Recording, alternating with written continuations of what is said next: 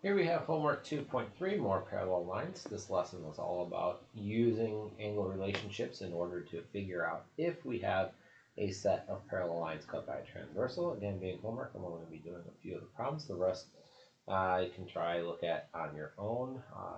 Now what we have here is for 1 through 4, we have to figure out if it's possible to prove the lines are parallel. And again, we can use that based on the information they are told us. So I'm only going to do the first one here. Angle 2 is 140 degrees, and we are told angle 6 is 140 degrees. So we can say this is 140. Angle 6 is 140 as well. So we have to state whether or not the lines are parallel. So here we have to take a look at the relationship between angle 2 and angle 6. So here we see angle 2 is to the right of the diagonal line and above line CD here. And we can see that angle 6 is also to the right and above line AB. So because they are in the same spot relative to each other and the lines, these are what's known as corresponding angles. Again, corresponding angles are on the same side of the transversal and on the same side of the line. So to the right and above our two lines. Therefore, we can say that yes, they are parallel, and that CD is parallel to AB because they are corresponding angles. Now 2, 3, and 4 is going to be the same thing. They're going to tell you some information. You have to determine if we have parallel lines or not. 5 through 8, we have this fancy looking diagram, and again, they are all relatively the same thing. They're going to give us some information, and we have to figure out if we have a set of parallel lines. Again, I'm only going to do the first problem here, problem 5, because they're essentially all the same. And it does take a little bit of usage. So here we have line PQ, line SR, line PS, and line QR. So we have a whole bunch of different lines. And then we got the two diagonals in between. And we have angles that are labeled 1 through 15 all the way around. So now we have to figure out, do we have parallel lines? And if we do, which ones? So angle 3 is 60.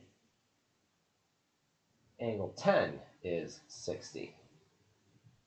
Do we have parallel lines? So here we see 3 and 10 are on opposite sides of the parallel line of the transversal here, and they're on the inside of the lines that are going up and down. So 3, again, is a little tiny section. It's not really involved here. So how are we going to figure out if we have parallel lines?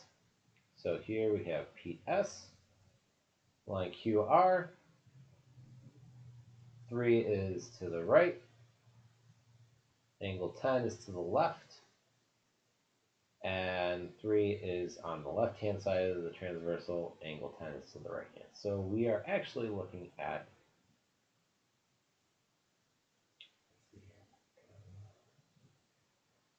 so if I were to look at this, here we have PS, QR being cut by the transversal here. And I see that they are alternate interior angles. So because they are alternate interior angles, we are told they are the same measure. We have alternate interior angles. And we're going to state the lines that we're dealing with. And we're dealing with PS being parallel to QR. So again, we were able to use the relationship between 3 and 10 to figure out that we have two parallel lines. And 6 through 8 are the same thing. You just have to take a look and piece together what lines we're really dealing with, and if we can state we have parallel lines. The 9 through 12 being multiple choice questions, it's really more of a, yes, we can guess, but we have to use the fact that we have angle relationships that could possibly make these lines parallel to each other. So 9 through 12 are the same thing, in which we have to figure out the value of x that will make line 1 and line 2 parallel to each other. So again, anytime I have parallel lines cut by transversal, I'm going to end up with one of two situations. I'm going to get a situation where the angles are equal to each other, or I'm going to get a situation where I add the angles to get 180. Now what you have to do is determine what the situation is and make an equation accordingly. So again, I'll do 9 and then 10 through 12. You guys can do on your own. So t through, here we have 3x plus 17, an angle of 4x minus 12. Both are on the same side of the lines. They're to the right of the transversal, and they are above the lines, so they are corresponding, meaning they are equal. So we have 3x plus 17 equals 4x minus 12.